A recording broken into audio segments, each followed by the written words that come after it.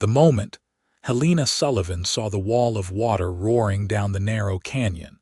She knew her wagon was about to become her coffin. She had been traveling alone through the dry riverbeds of western Nebraska, attempting to reach her brother's homestead near North Platte before nightfall. The August sun of 1878 had been merciless all day, beating down on her bonnet as she guided her two horses along what appeared to be a perfectly safe dried-up creek bed.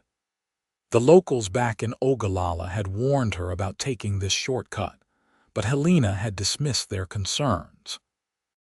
She had crossed countless streams in her 22 years, and this one looked no different from any other sun-baked gully.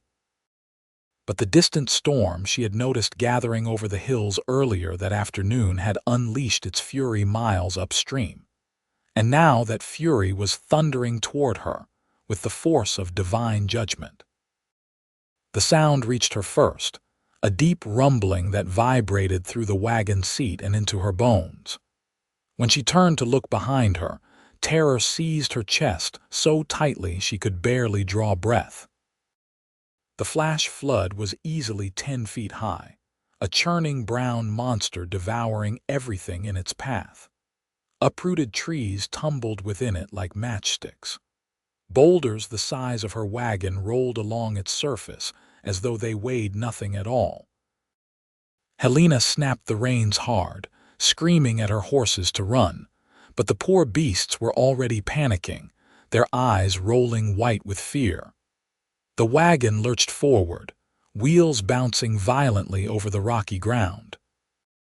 Helena gripped the seat with one hand and the reins with the other, her entire body jerking with each impact.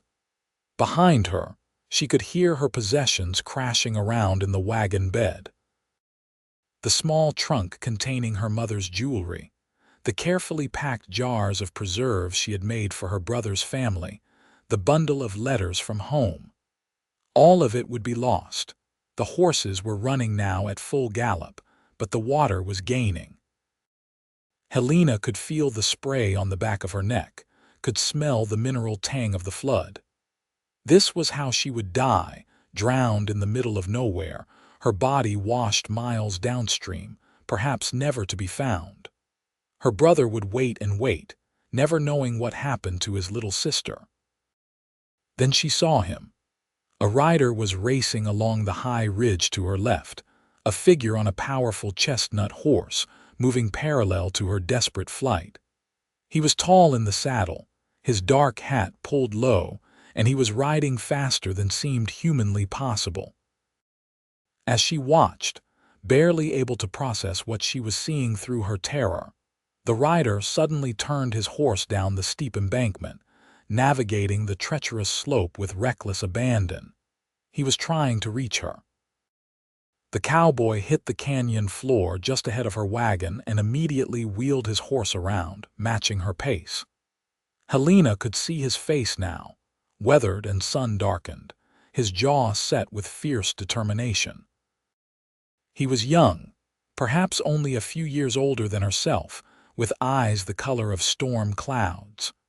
Those eyes locked onto hers, and in that moment, some wordless communication passed between them.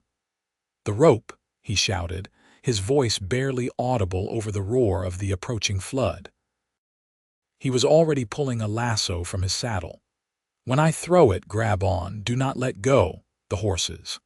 Helena screamed back, her throat raw. "Forget the horses. They can swim. You cannot in that wagon." The logic was irrefutable, but Helena's hands seemed frozen on the reins. Everything she owned was in this wagon. Her whole life. But as the water surged even closer, now less than 30 feet behind them, survival instinct finally overrode sentiment. The cowboy threw his rope. It sailed through the air with perfect precision, and Helena dropped the reins to grab it with both hands. The rough hemp burned her palms, but she held fast, wrapping it once around her wrists for good measure. "Hold tight." The cowboy roared, and then he was spurring his horse toward the canyon wall, toward higher ground. The rope went taut, yanking Helena forward with brutal force. She screamed as she was pulled from the wagon seat, her body suddenly airborne. For a terrifying moment, she was suspended between the doomed wagon and the straining horse, her arms feeling as though they might be torn from their sockets. Then she crashed onto the rocky ground, all the air exploding from her lungs, but she did not let go of the rope. The cowboy's horse was magnificent, powerful muscles bunching and releasing as it dragged Helena across the canyon floor toward the slope. She could feel every rock, every bump, her dress and petticoats providing little protection. Behind her, she heard the wagon overtaken by the flood, the sound of splintering wood mixing with the horse's terrified screams. Then they were climbing. The cowboy had dismounted now, running alongside his horse, his hand gripping her arm, helping pull her up the steep incline. Helena's feet scrabbled for purchase, boots slipping on loose gravel, but between the horse above and the man beside her, she was ascending. The water reached the base of the slope just as they scrambled over the top. Helena collapsed onto solid ground, gasping and sobbing, her entire body shaking. The cowboy dropped to his knees beside her, his own chest heaving with exertion. Below them, the flood thundered past, claiming the canyon floor completely. Of her wagon, there was no sign. The horses, she prayed, had managed to swim to safety somewhere downstream, though in her heart, she feared the worst. For several long minutes, neither of them could speak. They simply knelt there on the ridge, watching the water rage where they had been moments before. Helena's hands were bleeding, rope burns angry and raw. Her dress was torn in a dozen places, her carefully pinned hair had come completely loose, and she was quite certain she had never been more terrified in her entire life. "Are you hurt?" the cowboy finally asked, his voice rough. "Anything broken?" Helena took stock of herself. Everything ached, but when she cautiously moved her limbs, they all responded.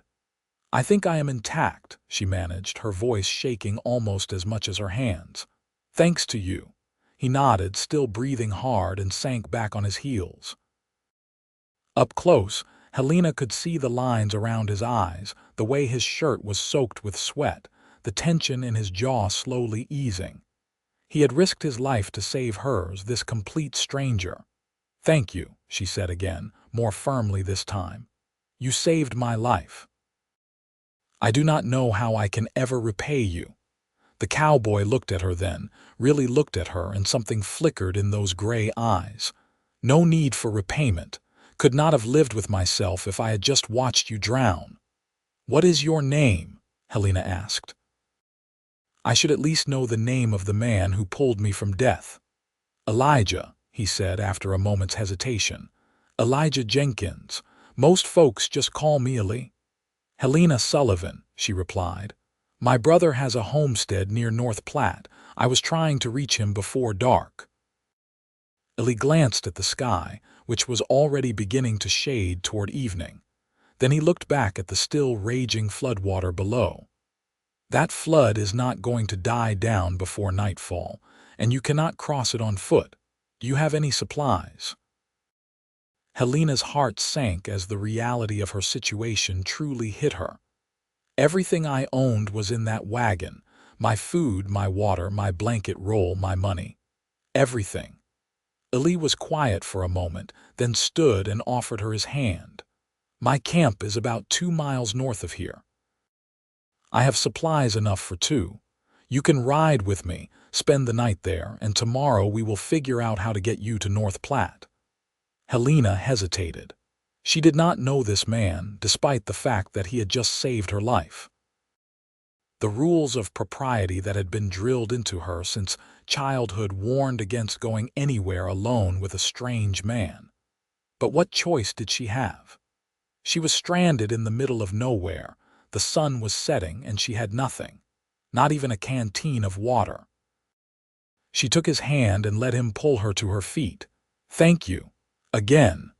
Eli's mouth twitched, not quite a smile, but something close. "You are going to owe me a lot of thanks by the time this is over." His horse, a gelding named Copper, stood patiently nearby, apparently unfazed by the dramatic rescue. Eli untied his bedroll from behind the saddle and shook it out, revealing a wool blanket. This he draped around Helena's shoulders, though the evening was still warm. "You will be in shock soon, if you are not already," he explained. "The blanket will help." Then he swung up into the saddle with easy grace and reached down for her.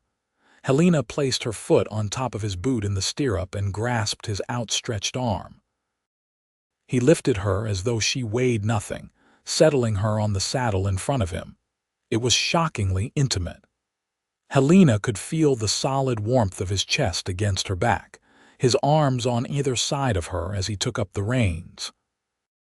She smelled of dirt and fear, while he smelled of leather and smoke and horse. Her heart, which had finally begun to slow from its terrified gallop, picked up speed again, though for entirely different reasons. "Hold on," Eli said quietly, his voice close to her ear, and then they were moving. The ride to his camp felt both endless and far too short. Helena found herself hyper-aware of every point of contact between their bodies. She had never been this close to a man who was not family. Even through her shock and exhaustion, she could not help but notice the strength in the arms bracketing her, the steady rhythm of his breathing, the easy confidence with which he guided Copper through the gathering darkness. She must have dozed off despite everything, because the next thing she knew, Eli was gently shaking her shoulder. "We are here." His camp was simple but well organized. A small fire pit ringed with stones, a lean-to shelter constructed against a large boulder, and his bedroll spread out beneath it.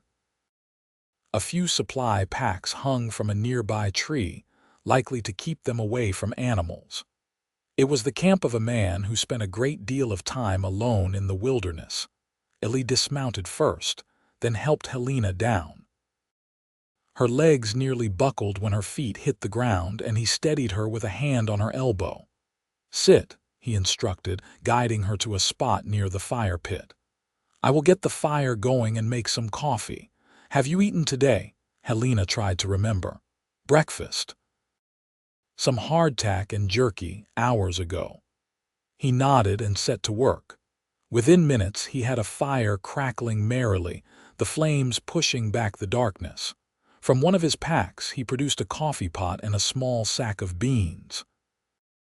From another he withdrew strips of dried meat, some hard biscuits, and a tin of what looked like peaches. "Not fancy," he said, arranging the items on a flat stone between them, "but it will keep you going." Helena reached for a biscuit, suddenly aware of how hungry she was.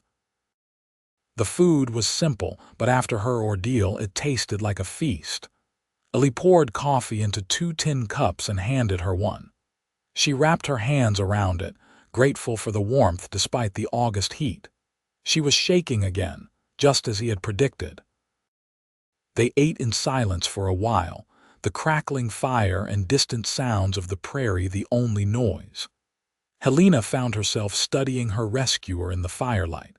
He was handsome in a rough sort of way, all hard angles and weathered skin.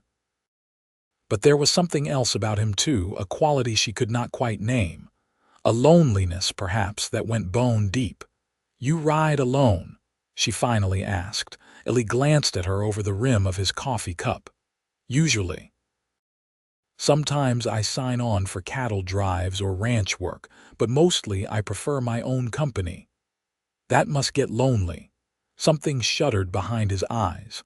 "I suppose it does, but it is simpler this way." Helena wanted to ask what he meant, what had driven him to this solitary existence, but she sensed the walls going up. Instead, she asked, "Where are you headed? Or do you just wander mostly?" Eli admitted. "I worked a ranch up near Cheyenne last spring, spent the early summer working on the railroad. Now I am just drifting until something catches my interest or my money runs out." "Do you have family?" His jaw tightened almost imperceptibly. Not anymore. The finality in his tone warned Helena away from that topic. She sipped her coffee, wondering what tragedy had left this young man so alone in the world. She knew something about loss herself. Her parents had died of fever when she was 18, leaving her and her older brother orphans. Thomas had headed west to Nebraska to claim land under the Homestead Act, while Helena had stayed behind with an aunt in Ohio. But after 4 years of feeling like a burden in her aunt's overcrowded household, Helena had finally scraped together enough money for the journey west to join her brother. And now here she was, having lost everything but her life to a flash flood, sitting by a campfire with a stranger who had appeared like something out of a dime novel to save her. "I should check your hands," Eli said suddenly, setting down his coffee. "Those rope burns need to be cleaned." Before Helena could protest, he was reaching for one of his packs again. He returned with a canteen and a clean cloth. Kneeling beside her, he took her hands in his and began carefully washing away the blood and dirt. His hands were calloused and rough, but his touch was surprisingly gentle. Helena winced as the water hit the raw patches on her palms, but she did not pull away. In the firelight, Eli's face was a study in concentration as he worked, his brow furrowed slightly. "This will hurt," he warned, pulling out a small bottle of whiskey. Helena braced herself, but even so she gasped when the alcohol hit the open wounds. Tears sprang to her eyes, but she blinked them back stubbornly. Eli worked quickly, bandaging her palms with strips of clean cloth from his supplies. "There," he said when he finished. "That should help them heal cleanly. Try not to use your hands too much for the next few days." "Kind of hard to do much without using your hands," Helena said, attempting a smile. Eli's mouth quirked. "You will manage. You seem like the resourceful type. What makes you say that?" He sat back on his heels. "You were traveling alone through rough country, were not hysterical even when facing down a flash flood, and you did not scream or faint when I dragged you up that hill. Resourceful." Helena felt a flush of pride at his words. "I suppose I had good motivation not to faint. Falling unconscious while being rescued seemed counterproductive." This time, Eli actually smiled. It transformed his entire face, softening the hard lines and making him look years younger. Helena felt her breath catch slightly at the sight of it. "Get some rest," Eli said, rising to his feet. "You have been through a hell of a day. You can take the lean-to. I will sleep by the fire." Helena opened her mouth to argue, to say that this was his camp and she could not take his shelter, but exhaustion crashed over her like another wave. Her entire body ached, her hands throbbed, and her mind was still reeling from the terror of nearly drowning. She nodded and made her way to the lean-to, where Eli's bedroll was already spread out.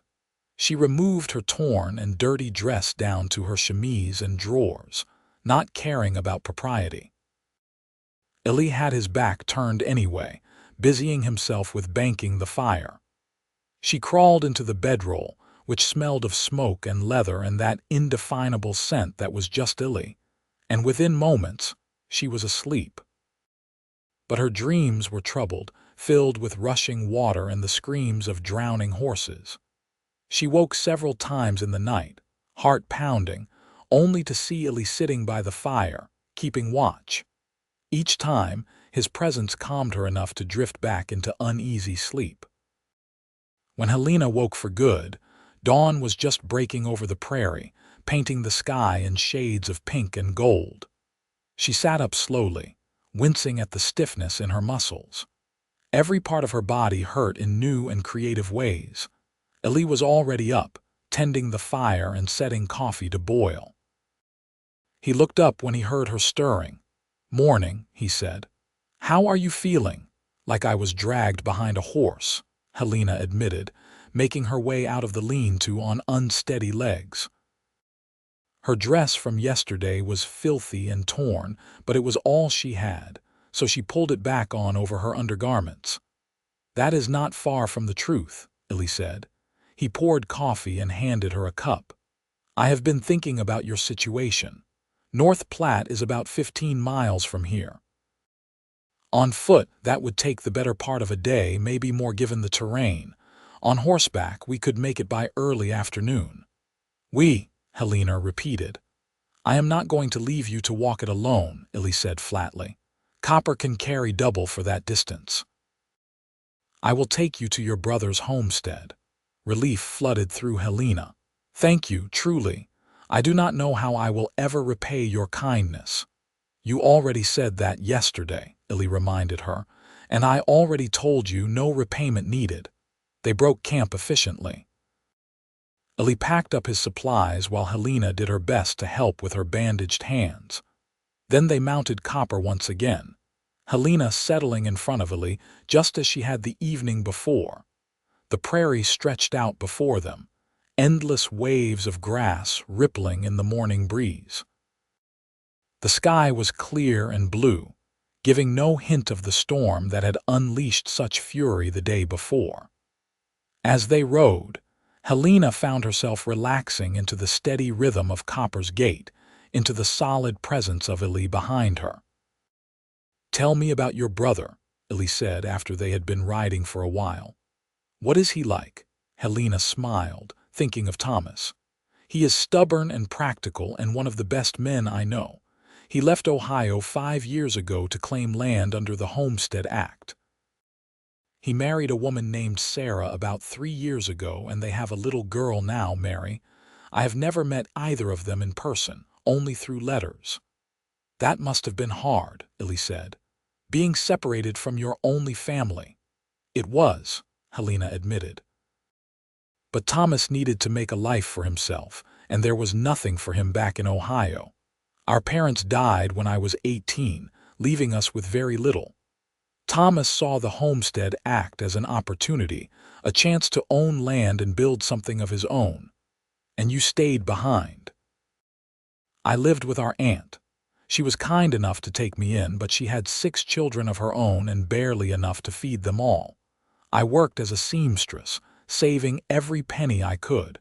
It took me 4 years to save enough for the journey west." Eli was quiet for a moment.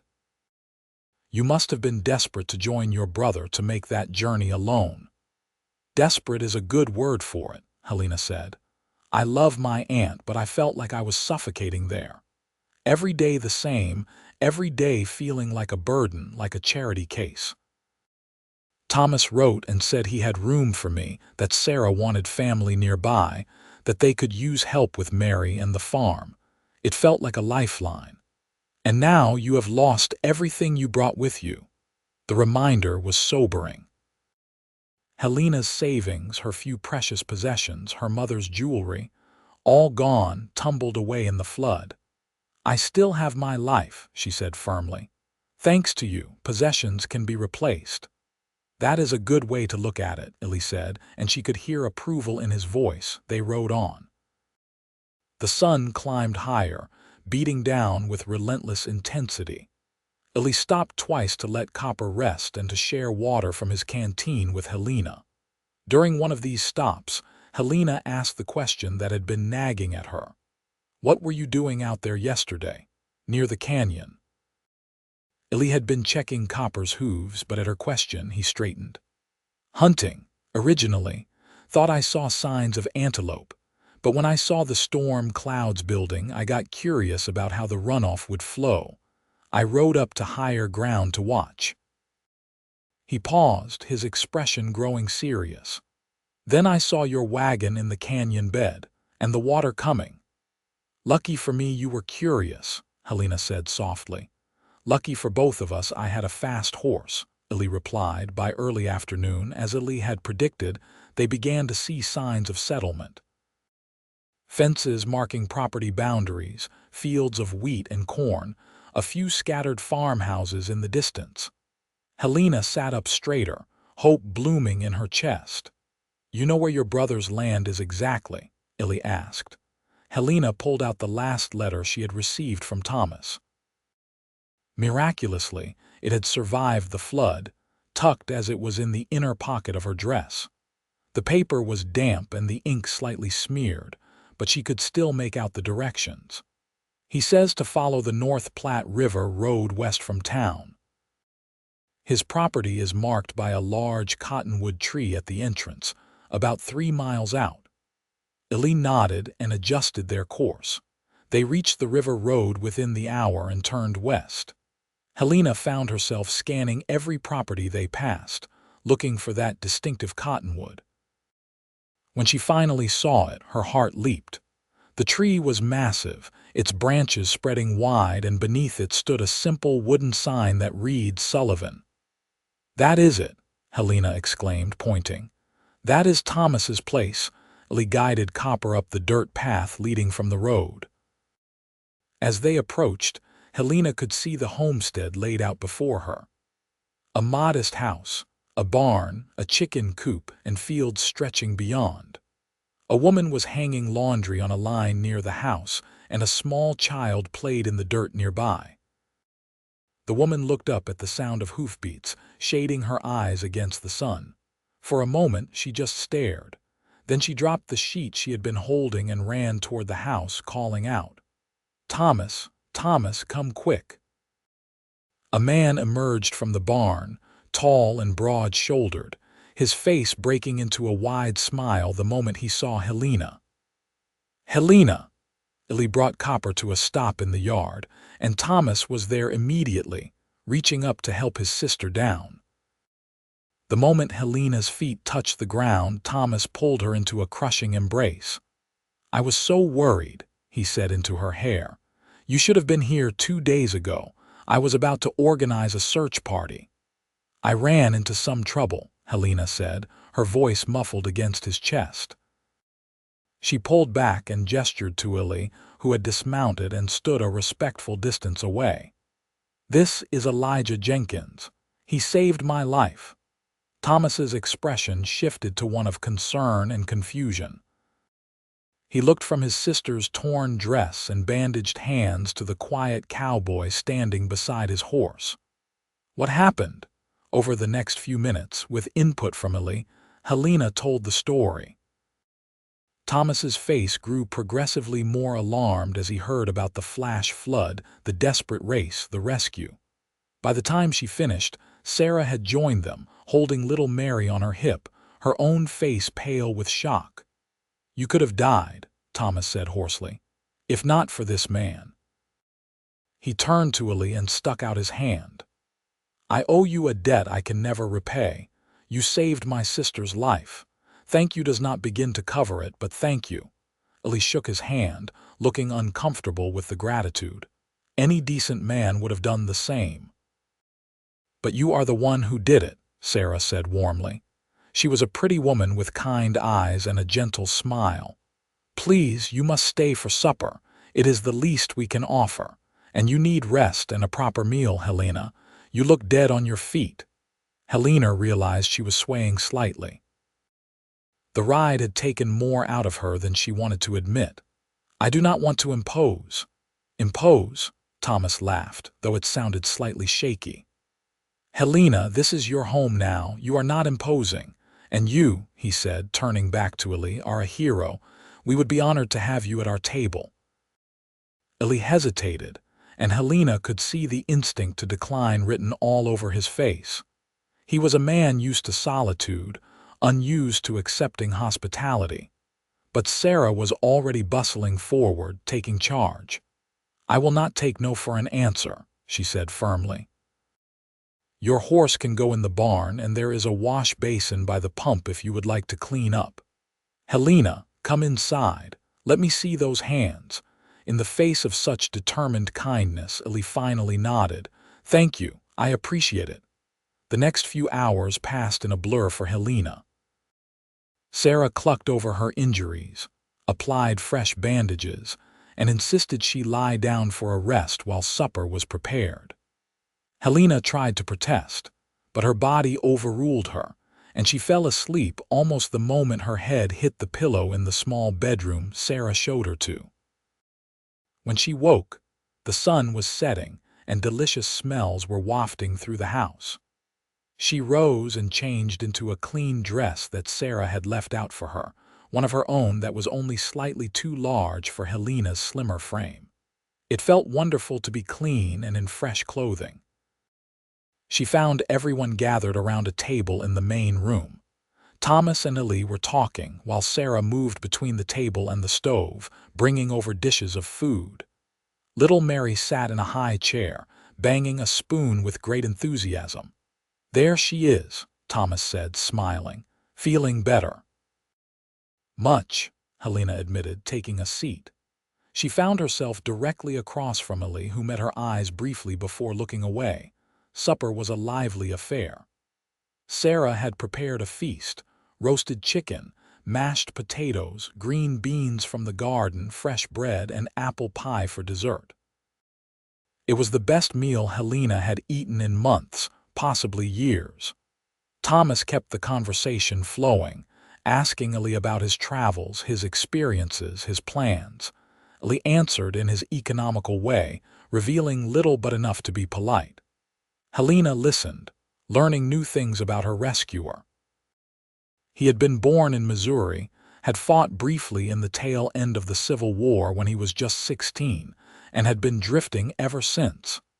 His parents were dead, and he had no siblings. "You are welcome to stay on here for a few days," Thomas offered as they finished their pie. "Rest up, let your horse recover. We have a small bunkhouse out back. It is not much, but it is clean and dry." "I appreciate the offer," Eli said carefully, "but I do not want to overstay my welcome." "Overstay?" Thomas shook his head. "You saved my sister's life. You could stay for a month and not overstay.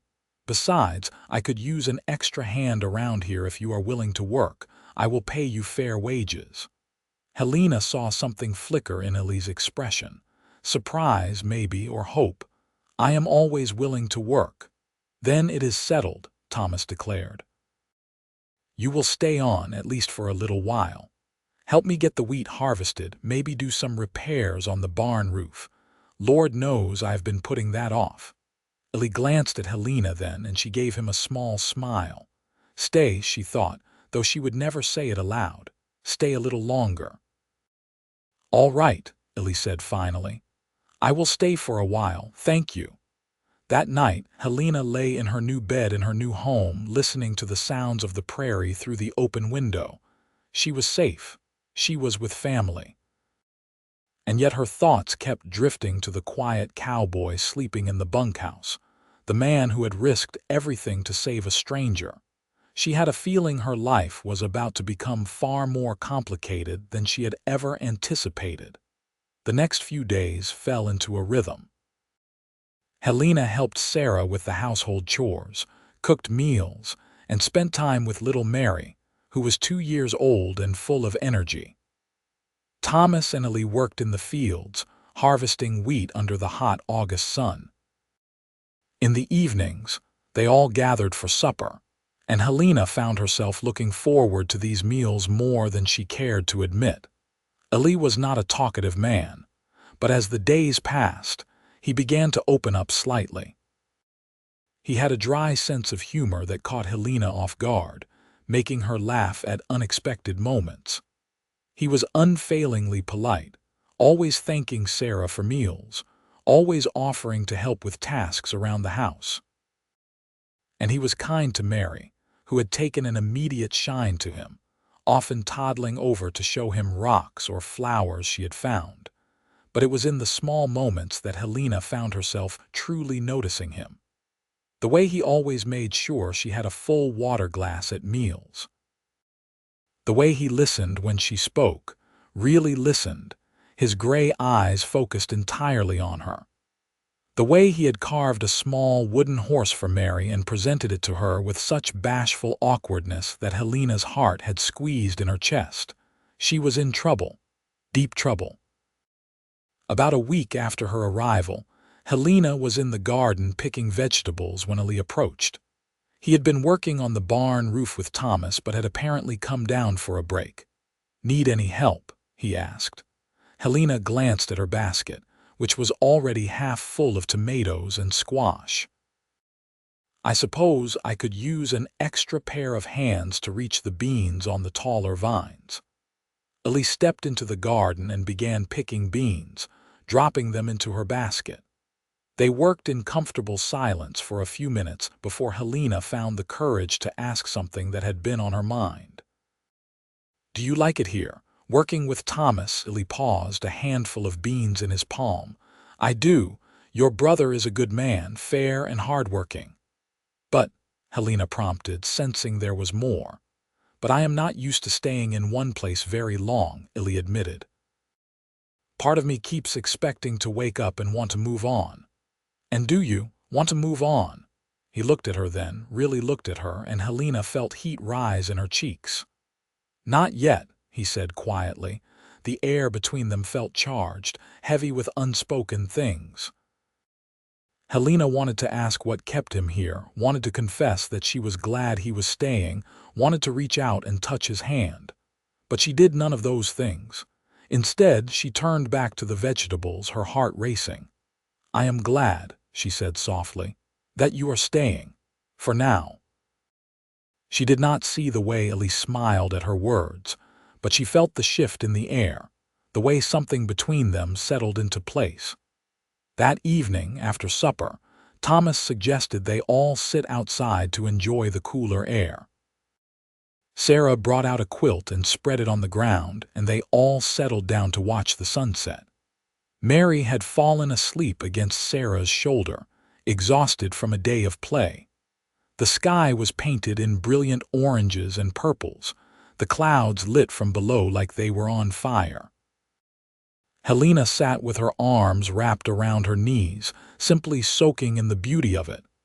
Eli sat a few feet away, his long legs stretched out in front of him, his hat tilted back. "I never get tired of sunsets out here," Thomas said contentedly. "Back in Ohio, you could barely see the horizon for all the buildings and trees, but here it is like God is showing off." "It is beautiful," Helena agreed.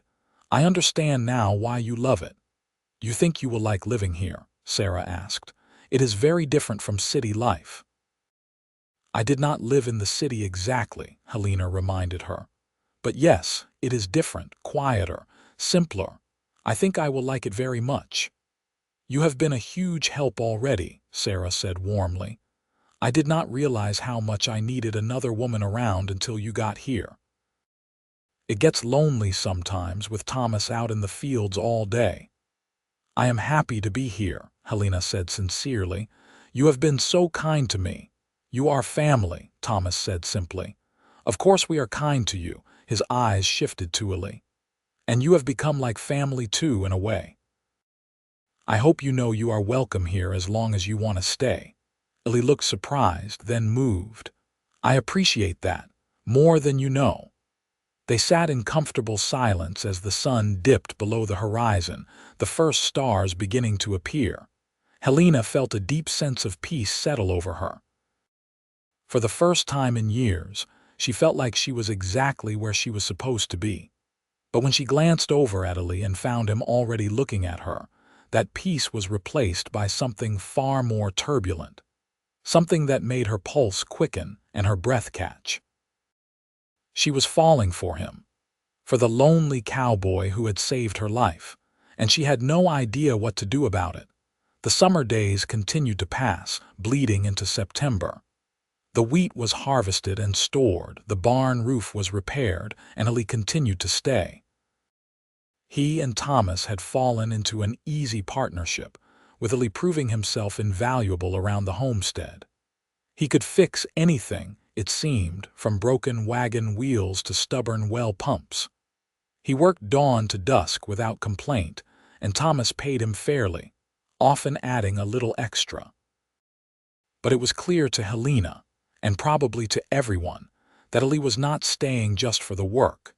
The tension between Helena and Eli had been building steadily, a slow burn that neither of them acknowledged aloud. But it was there in every shared glance, every accidental brush of hands, every conversation that lasted a little too long.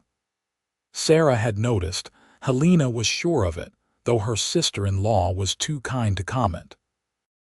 One evening in mid-September, after supper had been cleared away and Mary put to bed, Thomas and Sarah retired early, leaving Helena and Eli alone on the porch.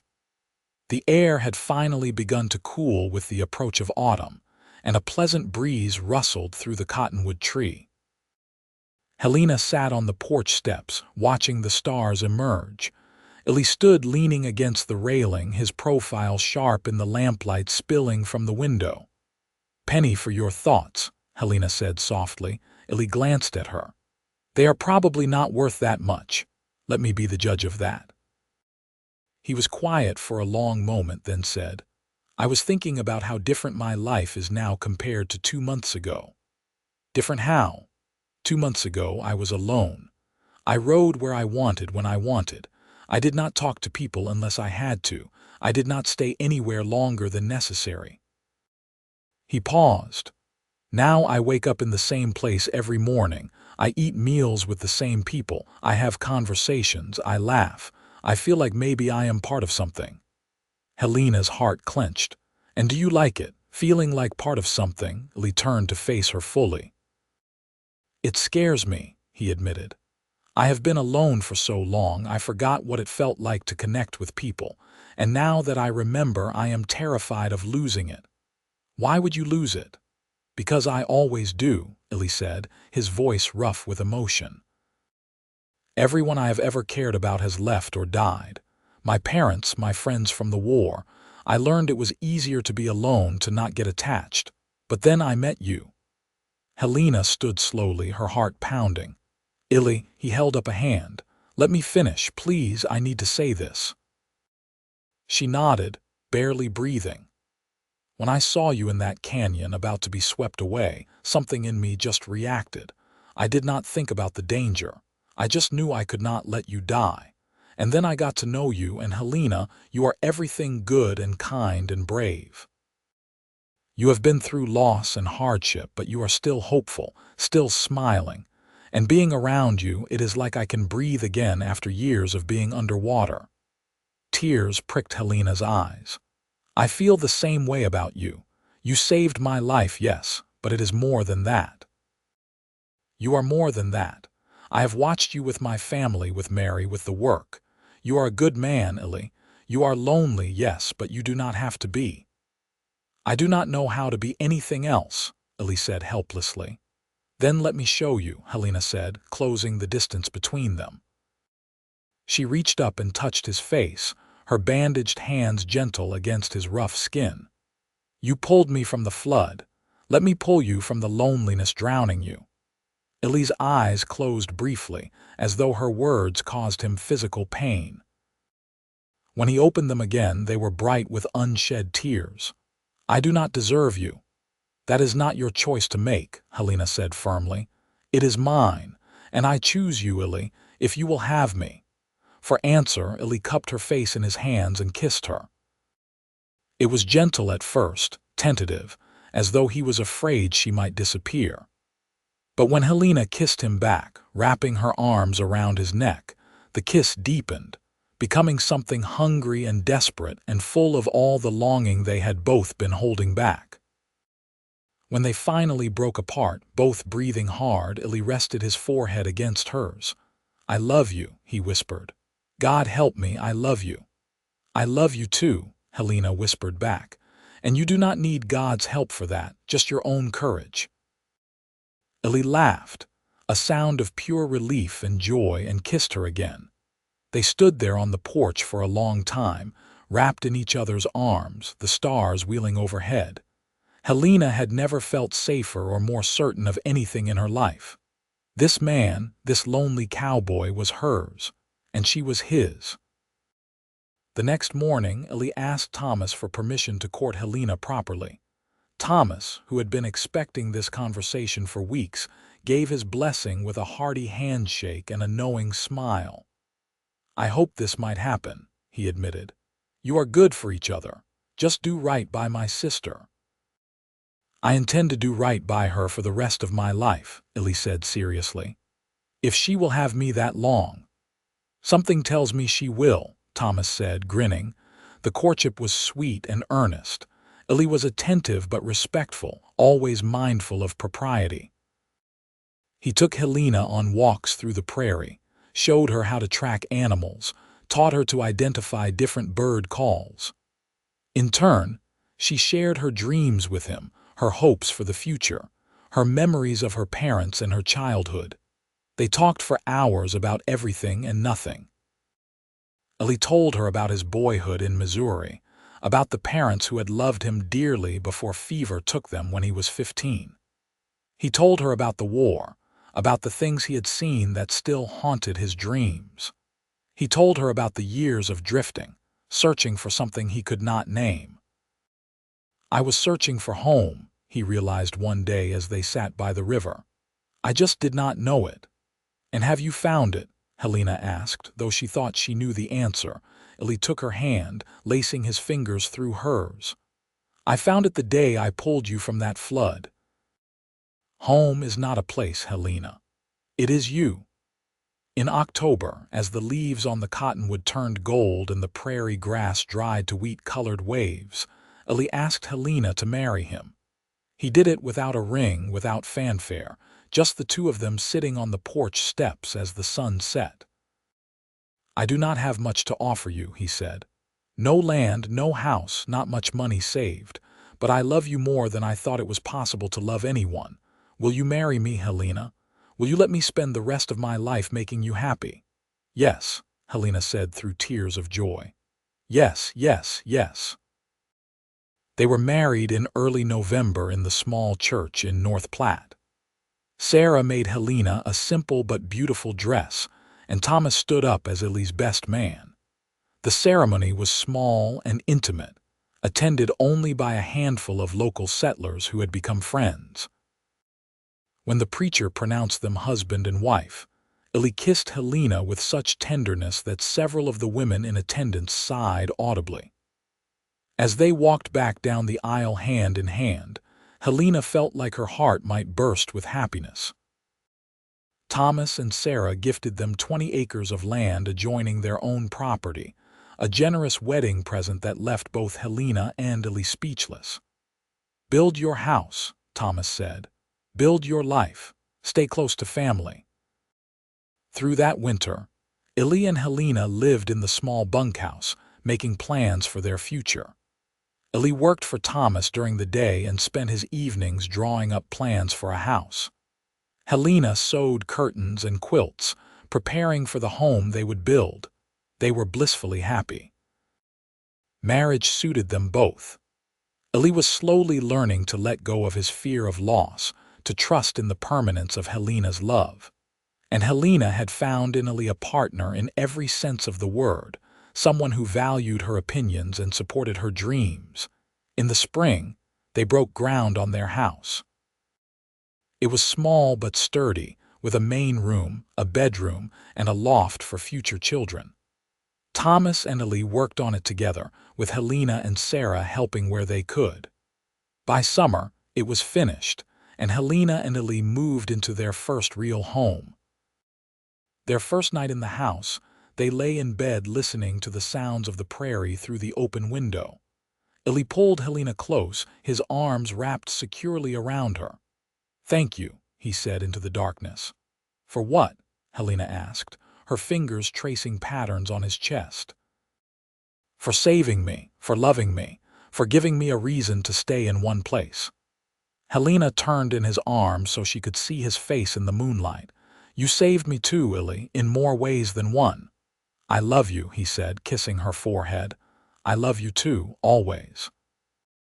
The years passed in a rhythm of seasons. Spring planting, summer growth, autumn harvest, winter rest. Helena and Eli's little farm prospered. They added chickens and a milk cow, expanded their fields, built a barn. They helped Thomas and Sarah with their farm, and the two families became a single unit, supporting each other through good times and bad. In the spring of 1880, Helena gave birth to their first child, a son they named Samuel. Eli was so nervous during the labor that Thomas had to physically restrain him from bursting into the bedroom. But the moment he held his son for the first time, tears streaming down his face, Helena knew that any lingering fear he had of loving and losing had been vanquished. "He is perfect," Eli whispered, his voice choked with emotion. "You are perfect. How did I get so lucky?" "We both got lucky," Helena said, exhausted but radiant. "The day the flood came. 2 years later they had a daughter, Grace, who had Helena's dark hair and Eli's gray eyes. And 2 years after that, another son, James, who was the spitting image of his father. Their house was full of laughter and love, exactly what Eli had been missing for so many years. He was an attentive father, patient and kind, teaching his children everything he knew about the land and animals. Helena often watched him playing with the kids, chasing them through the prairie grass or teaching them to ride, and felt overwhelmed with gratitude. This man, who had been so alone, so convinced he was meant for solitude, was now the center of a loving family, and he thrived in it. The homesteads continued to prosper. Thomas and Sarah had 2 more children, and the Sullivan properties became known throughout the region as examples of successful homesteading. Neighbors came to Thomas and Eli for advice on farming, and to Helena and Sarah for help with everything from sewing to childbirth. But through it all, Helena and Eli remained each other's anchor. They still took walks together in the evenings when the children were in bed. They still talked for hours about everything and nothing. They still looked at each other with the same love and wonder they had felt that night on the porch when they first confessed their feelings. On their 10th wedding anniversary, Eli presented Helena with a gift. It was a necklace, simple but beautiful, with a small pendant shaped like a wave. "To remember," he said as he fastened it around her neck, "the flood that brought us together." Helena touched the pendant, tears filling her eyes. "I think about it sometimes. What would have happened if you had not been there that day?" "I was there," Eli said firmly, taking her hands, "and I will always be here. You pulled me from a loneliness that was drowning me as surely as that flood would have drowned you. We saved each other, Helena." "We did," she agreed, kissing him softly. "And I would do it again in a heartbeat." By the time they celebrated their 20th anniversary, their children were nearly grown. Samuel was 18, a tall young man who had his father's skill with horses and his mother's kind heart. Grace was 16, beautiful and spirited, already turning the heads of young men in the area. James was 14, quiet and thoughtful, with a love of books that surprised everyone. Helena and Eli sat on their porch one evening, watching the sunset just as they had done countless times before. Their hair had begun to gray, their faces lined with age and weather, but the love between them burned as bright as ever. "You ever regret it?" Helena asked suddenly. "Giving up your wandering ways?" Eli looked at her, surprised. "Not for a single moment." "Do you ever regret traveling alone that day? Taking the route that led through the canyon?" Helena smiled. "Not for a single moment. It brought me to you." "I love you, Helena Jenkins," Eli said, taking her hand. "I have loved you from the moment you grabbed that rope and held on for dear life. And I will love you until my last breath. And beyond," Helena added. "We will find each other even in the next life." "Even in the next life," Eli agreed. They sat in comfortable silence as the sun dipped below the horizon, painting the sky in brilliant colors. In the distance, they could hear Samuel working with the horses, Grace singing as she brought in the laundry, James reading aloud to his younger cousins. This was their life. The life that had seemed impossible that day in August 1878, when a flash flood and a desperate rescue had brought 2 lonely souls together. But they had built it together, brick by brick, day by day, through love and determination and faith in each other. The cowboy had saved her from the flood. She had pulled him from the loneliness that had been drowning him, and together they had created something beautiful. As the first stars appeared in the darkening sky, Eli pulled Helena close, and she rested her head on his shoulder. They sat like that for a long time, surrounded by the sounds of family and home, two hearts beating in perfect synchrony. The prairie stretched out before them, endless and eternal, witness to their love story. A story that had begun with disaster and desperation, but had blossomed into something neither of them could have imagined. A story of rescue and redemption, of loneliness transformed into belonging, of two people who had found in each other exactly what they needed. Years continued to pass in the gentle rhythm they had established. Samuel eventually married a sweet young woman from a neighboring farm and built his own homestead nearby. Grace married a young doctor who had recently arrived in North Platte, and they settled in town where he opened a practice. James surprised everyone by becoming a teacher, educating the children of settlers in a small schoolhouse he helped build himself. Helena and Eli became grandparents, and then great-grandparents, their family tree spreading like the roots of the cottonwood under which they had first arrived.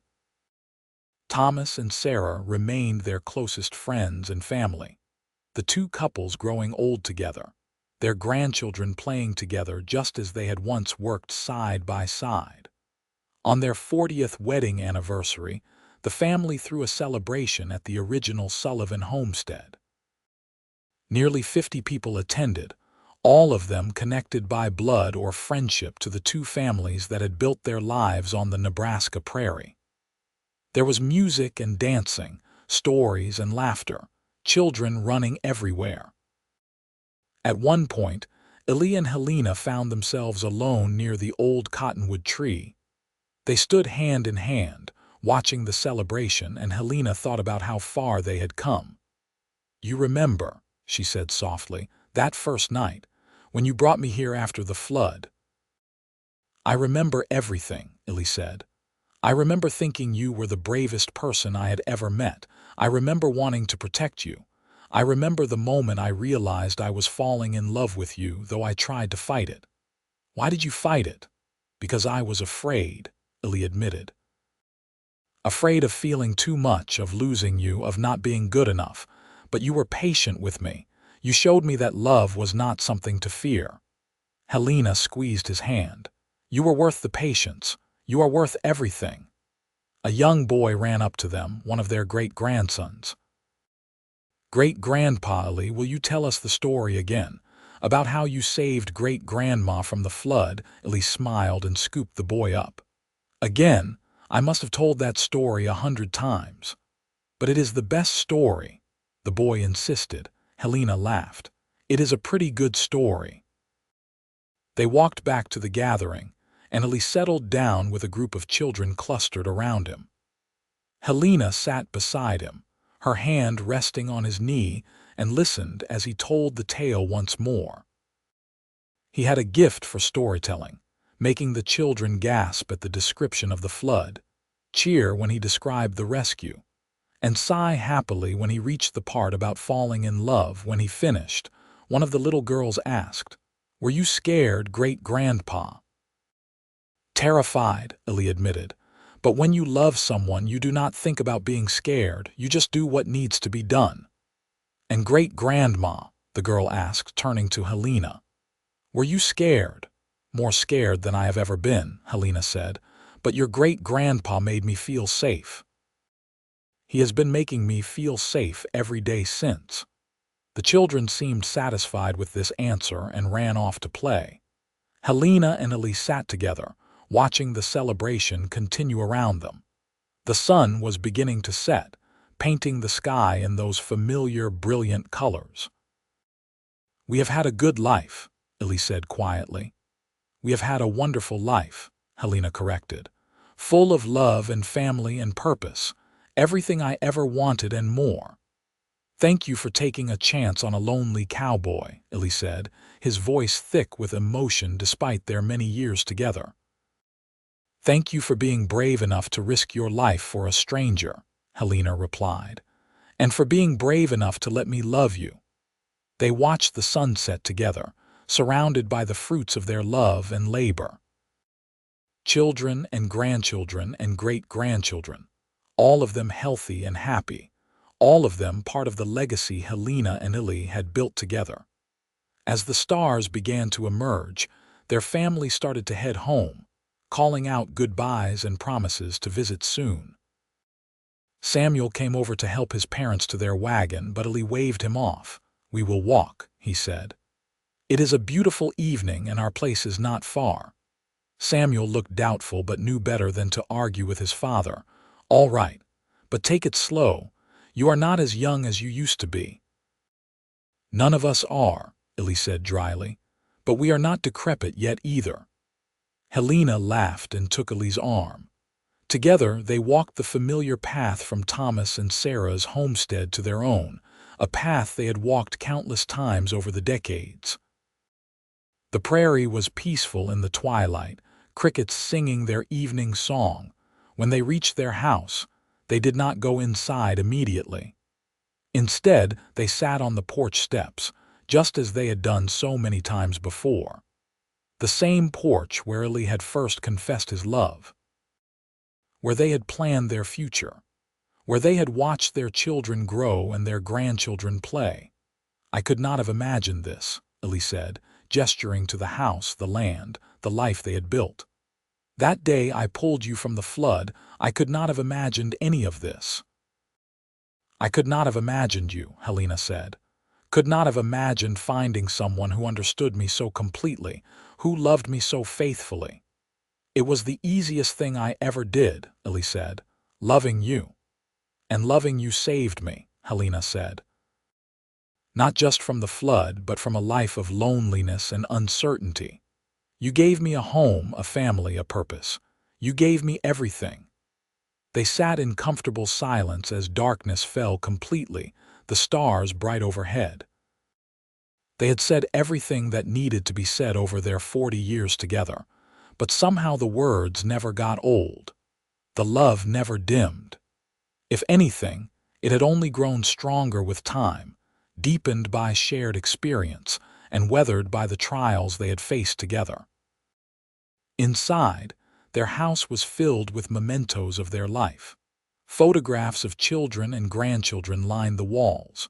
The wooden horse Eli had carved for Mary decades ago sat on a shelf, now a family heirloom. The quilt Sarah had made for their wedding covered their bed. And in Helena's jewelry box was the necklace Eli had given her on their 10th anniversary, the wave pendant she wore on special occasions.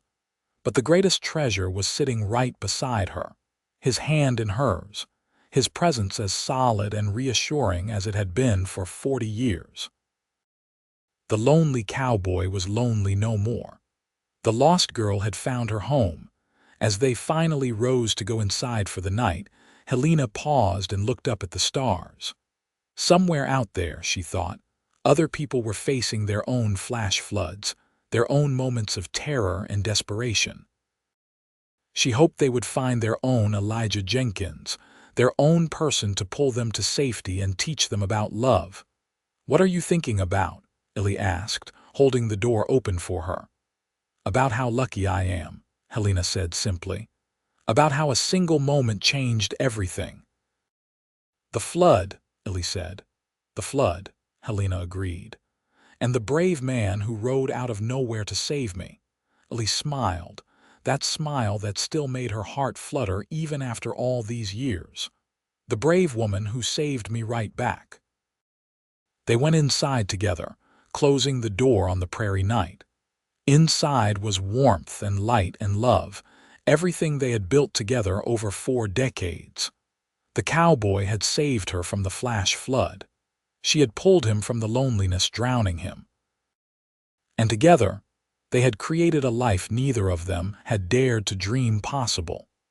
Their story had begun with disaster, but had become a testament to the power of love, courage, and the willingness to take a chance on connection even when fear urged otherwise. It was a story they would tell and retell to their family for as long as they lived, a legacy of hope for future generations. As they settled into bed that night, Eli pulled Helena close, her head resting on his chest where she could hear the steady beat of his heart. That heart that had been so closed off when they met, that had learned to open and love and trust because of her. "I love you," he whispered into the darkness, the same words he had said thousands of times over their years together. "I love you too," Helena whispered back, the response as natural as breathing. "Always and forever." Outside, the prairie stretched endlessly under a blanket of stars, the same stars that had witnessed a desperate rescue on a summer day in 1878. The same stars that had shone down on a tentative courtship, a joyful wedding, the birth of children, and the building of a life.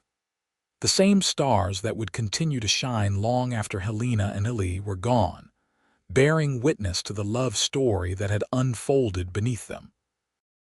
A love story that proved that sometimes the worst moments of our lives can lead to the best.